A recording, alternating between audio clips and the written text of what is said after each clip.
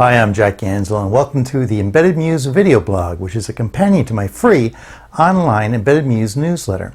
Today we're going to look at a different way of extracting debugging information from an embedded system. Here's a typical embedded system.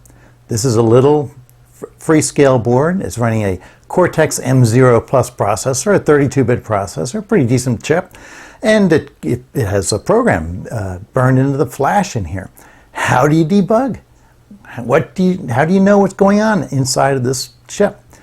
Obviously, we have lots of tools. We can get these BDM debuggers and JTAG debuggers and things of this nature, and these are great, but sometimes they're not available, and sometimes we don't even want to use them. For example, you may have a system running for a long period of time, just logging data or running some sort of test, and you may want to have some sort of ability to send information out of this board that gets captured once in a while. Sure, it's easy to do if you've got an RS-232 interface, for example, on the board, or TCP/IP, CAN, or any of those standard buses, but all of those require a certain amount of hardware to support them. And in the case of things like USB or TCP, an awful lot of software is involved as well. Today we're going to talk about an approach called bit banging. And what we're going to do is use bit banging in order to artificially generate something called I2C. Some people call it I2C. It's the inter-integrated circuit communications bus. The idea here is that all you need are two unused GPIO bits, a little tiny bit of code, and most importantly, some sort of protocol analyzer, which almost everybody has today, to automatically decode the messages. Because if you're trying to decode this stuff, looking at the serial stream on a scope, you'll go crazy quickly. It's called bit banging because instead of using hardware to drive those two bits, a little bit of code generates two signals, one of which is a clock and the other one is a serial data stream.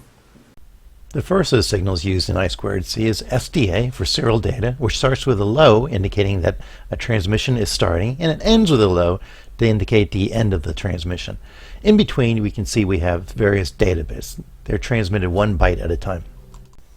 There's also the serial clock, SCL, and on every rising edge of SCL, the data on SDA is clocked into the receiver. It's important to note that after each byte is received, the device receiving that byte acknowledges the reception by driving SDA low during the next clock period.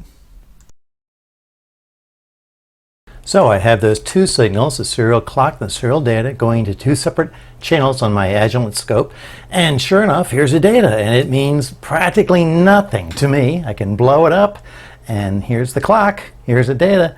I'm sending a couple of different strings out, like test and another test in ASCII, but I'd have to work very hard to figure that out.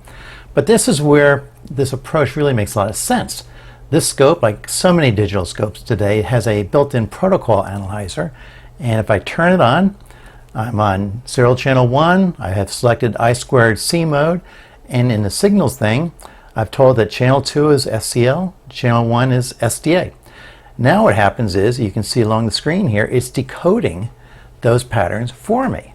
So let me get channel 1 out of the way. You can see the hex codes equivalent to the strings I'm sending out.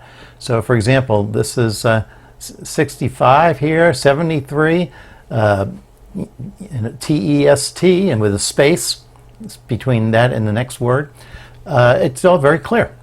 This scope has a nice mode with a lister where you can actually see the strings in hex on the screen. If I slow down the clock, the sweep rate, what happens is that there's more data displayed and there's more data then shown on the screen. And with an ASCII table, it becomes really trivial to convert those hex streams into a readable string.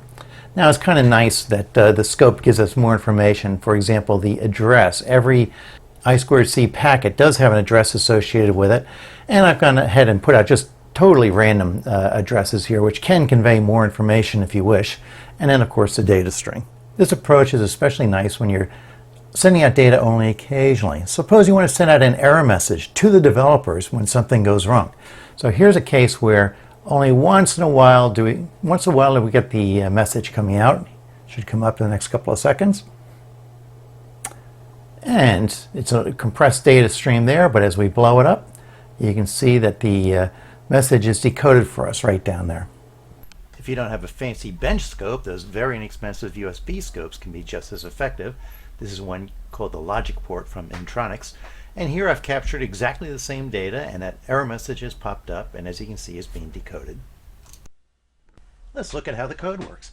Here I've defined that the signal SDA is connected to the GPIO pin named PTA1 on my board. The signal named SCL is connected to GPIO pin PTA2. And then here's a very simple routine that actually sets that bit to either a high or a low for both the data and for the clock. If we scroll through the code a little bit, we'll come down here. Here's a very simple set of routines that generate both the start and a stop pulse. Going a little bit further, here's a routine that writes an entire byte out by toggling the SDA appropriately, as well as driving the clock line as necessary to clock the signal into the receiver. At the end of this, though, here we are actually simulating an acknowledge. What's happening is that this code is broadcasting the serial stream sort of into the air or into your protocol analyzer, and there's no slave connected to it to actually indicate that the signal has been received. So at the end of every byte, we fake this acknowledge so that your protocol analyzer doesn't get confused, because some will. And so here's an example of using this routine, the I squared send string routine. And this is just a loop that goes for about 3 million times, and once through that loop, if I happen to be 29,000, it actually sends out this message, I equals 29,000, to the I squared C. This code is all available on my website at this URL. How much overhead's involved? Well, of course it depends a lot upon the processor and the clock rate. On this little Freedom board, it's taking about 20 microseconds per pair. That is one address byte and one data byte to go out. That's with a Cortex M0 Plus running at 48 megahertz. On a Cortex M3 at 96 megahertz, that dropped to about 11 microseconds. As I mentioned, this can be useful for a lot of things. Error handling, for example, data logging, for example, or just sending messages out to you, the developer, when you really don't have very many good ways of peering inside the system as it works in real time. So there you have it. It's a very simple way of providing lots of information to you, the developer. All you need are 2 GPIO bits and a little bit of code, which is available on my website. Thanks for watching, and don't forget to go to Gansel.com for plenty more videos and over 1,000 articles about better ways of building embedded systems.